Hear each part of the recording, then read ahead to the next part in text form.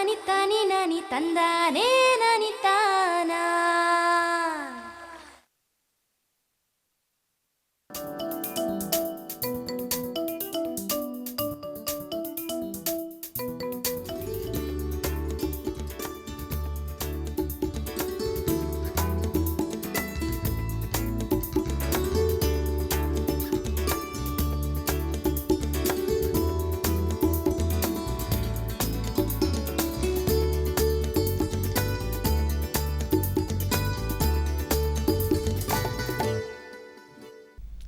ನಮಸ್ಕಾರ ರೈತ ಬಾಂಧವರೇ, ಕೃಷಿ ದರ್ಶನದ ಕೃಷಿ ವಾರ್ತೆಗೆ ತಮಗೆಲ್ಲರಿಗೂ ಹಾರ್ದಿಕ ಸ್ವಾಗತ.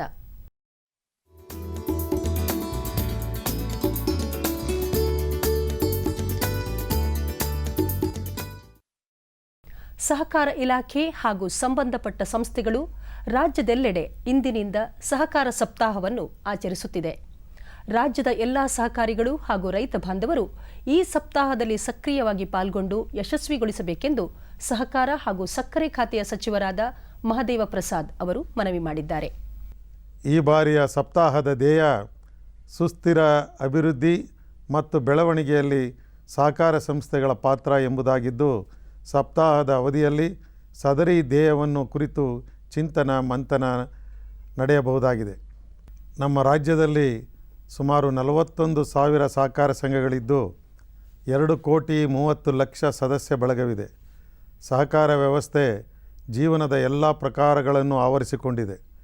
ರೈತರಿಗೆ ಸರ್ಕಾರ ಸಹಕಾರ ಸಂಘಗಳ ಮೂಲಕ ಶೂನ್ಯ ಬಡ್ಡಿ ದರದಲ್ಲಿ 3 ಲಕ್ಷದವರೆಗೆ, ಶೇಕಡ 3 ಬಡ್ಡಿ ದರದಲ್ಲಿ 10 ಲಕ್ಷದವರೆಗೆ ಕೃಷಿ ಸಾಲ ನೀಡುತ್ತಿದ್ದು, ಈ ಸಾಲ 21 ಲಕ್ಷ ರೈತರಿಗೆ ತಲುಪಿಸಲಿದೆ. ಈ ಸಂಖ್ಯೆಯನ್ನು ಶೀಘ್ರದಲ್ಲೇ 25 ಲಕ್ಷ ಕುಟುಂಬಕ್ಕೆ ತಲುಪಿಸುವ ಆಶಯವಿದೆ.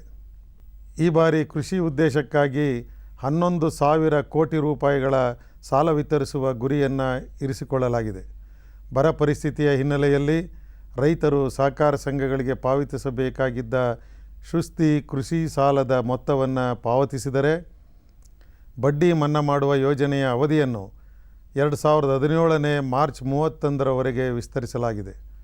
ಸಪ್ತಾಹದ ಅವಧಿಯಲ್ಲಿ ಸಹಕಾರಿ ಕ್ಷೇತ್ರದ ಬಗ್ಗೆ ಜನಜಾಗೃತಿ ಮೂಡಿಸುವ ಹಲವಾರು ಕಾರ್ಯಕ್ರಮಗಳನ್ನು ಹಮ್ಮಿಕೊಳ್ಳಲಾಗಿದೆ.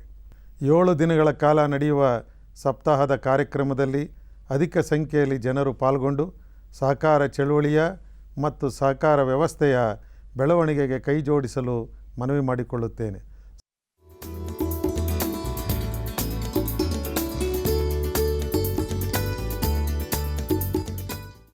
ತುಮಕೂರು ತಾಲೂಕು ಹಿರೇಹಳ್ಳಿಯ ಪ್ರಗತಿಪರ ಕೃಷಿಕರಾದ ರಾಜಶೇಖರಯ್ಯ ಅವರು ತಮ್ಮ 10 ಎಕರೆ ಜಮೀನಿನಲ್ಲಿ ಅಡಿಕೆ, ತೆಂಗು, ಮಾವು, ರಾಗಿ ಹಾಗೂ ನೀಲಗಿರಿಯನ್ನು ಬೆಳೆದಿದ್ದಾರೆ. 3 ಎಕರೆ ತೆಂಗಿನ ಬೆಳೆಯ ಮಧ್ಯೆ ಬದನೆಯನ್ನು ಅಂತರ ಬೆಳೆಯಾಗಿ ಬೆಳೆದಿದ್ದಾರೆ. ಹನಿ ನೀರಾವರಿ ಪದ್ಧತಿಯನ್ನು ಅಳವಡಿಸಿಕೊಂಡು ವೈಜ್ಞಾನಿಕ ರೀತಿಯಲ್ಲಿ ಬದನೆ ಕೃಷಿ ಕೈಗೊಂಡಿರುವ ರಾಜಶೇಖರಯ್ಯ ಅವರು ಗಾತ್ರಕ್ಕನುಗುಣವಾಗಿ ವರ್ಗೀಕರಿಸಿ ಮಾರಾಟ ಮಾಡಿದಲ್ಲಿ ಬದನೆಯಲ್ಲಿ ಉತ್ತಮ ಲಾಭ ಗಳಿಸಬಹುದು ಎನ್ನುತ್ತಾರೆ.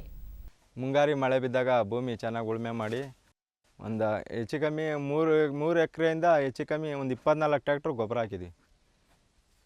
ಹಾಕಿ ಅದನ್ನೆಲ್ಲ ಎರಚಿ ಉಳುಮೆ ಮಾಡಿ ಸರಿಯಾಗಿ ಆದ ಮಳೆ ಬಿದ್ದಾಗ ಇಲ್ಲಿ ನರ್ಸರಿ ಒಳಗೆ ಒಂದು 8,000 ಬದನೆ ಸೋಸಿ ಒಟ್ಲಾಕ್ಸಿದ್ದು ಅವನ್ನ ತಾಂಬಂದು ನಾಟಿ ಮಾಡಿದ್ದೀವಿ.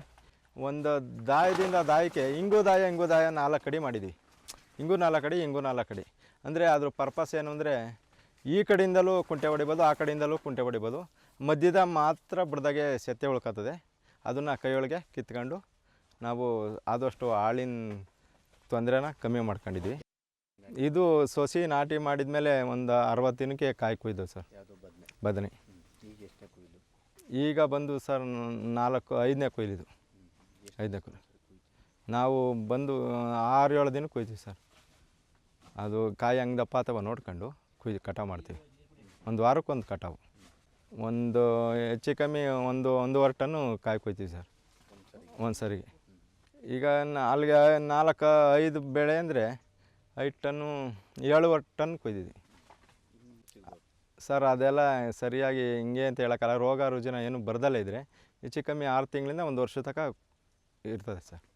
ಅದರಿಂದ ಸ್ವಲ್ಪ ಖರ್ಚೆಲ್ಲ ನಮಗೆ ದನ ಕರ ಎಲ್ಲ ಇರೋದ್ರಿಂದ ಕೊಟ್ಟಿಗೆ ಗೊಬ್ಬರದ್ದೇನು ನಮಗೆ ಕೈಯಿಂದ ಏನು ಬಿದ್ದಿಲ್ಲ. ಅದನ್ನು ನಾವೇ ಅದು ತಾಂಬಂದು ಭೂಮಿಗೆ ಹಾಕಿ ಅದನ್ನು ಬೆರೆಸಿ ಎಲ್ಲ ಮಾಡಿರೋದ್ರಿಂದ ಆ ಖರ್ಚೆಲ್ಲ ಸಂಪೂರ್ಣವಾಗಿ ನಮಗೆ ಲಾಭ ಆಗಿದೆ. ಔಷಧಿದು ಮೇಯ್ನು ನಮಗೆ ಖರ್ಚು. ಆಮೇಲೆ ಕಳೆ ತೆಗಿಯೋಕ್ಕೆ ಆ ಟೈಮ್ನಾಗೆ ಸ್ವಲ್ಪ ಆಳು ಡಿಮ್ಯಾಂಡ್ ಜಾಸ್ತಿ ಆವಾಗಲದು. ಈಗ ಎಲ್ಲ ಸೆತ್ತೆ ಎಲ್ಲ ಎರಿತಾ ಇದ್ದೀವಿ.